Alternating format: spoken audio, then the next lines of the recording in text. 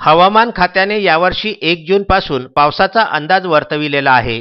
पावसाळा तोंडावर आलेला आहे, परंतु तरी देखील अमरावती जिल्ह्यातल्या नांदगाव खंडेश्वर नगरपंचायतीला नाले सफाई करण्यासाठी जाग आलेली दिसत नाही।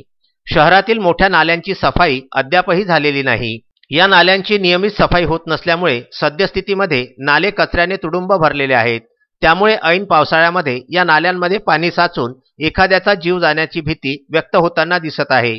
नगरपंचायतने याचा गांभीर्याने विचार करून त्वरित नाले सफाई करावी अशी मागणी नांदगाव खंडेश्वर शहराचे नागरिकीकरण वाढत असून त्या मानाने शहरातील सांडपाण्याची व्यवस्था पाहिजे त्या प्रमाणात पुरेशी दिसत नाही। अजूनही अनेक नवीन भागांमध्ये नगरपंचायतकडून सांडपाण्याची व्यवस्था करण्यात आल्याचे दिसत नाही। तर सांडपाण्याच्या व्यवस्थेसाठी शहरामध्ये गेल्या अनेक वर्षापासून एकच मोठा नाला आहे। या नाल्याची सफाई नगरपंचायतकडून नियमित तर केली जात नाहीच, वर्षातून एकदा या नाले सफाईला मुहूर्त मिळतो। यावर्षी पावसाळा तोंडावर आलेला आहे, तरी देखील नगरपंचायतला नाले सफाईसाठी अजूनही जाग आलेली दिसत नाही। यावर्षी होऊ घातलेली निवडणूक लॉकडाऊनमुळे पुढे ढकललेली असून नगरपंचायतीचा कारभार पूर्णपणे प्रशासनाच्या हाती आहे।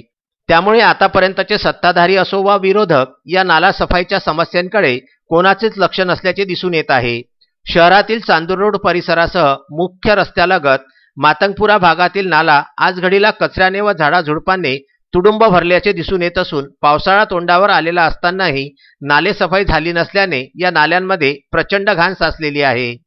त्यामुळे पावसाच्या पाण्याचा निचरा होणार नाही, परिणामी नाल्यांमध्ये पाणी साचून एखादा लहान किंवा मोठ्याचा जीव जाऊ शकतो।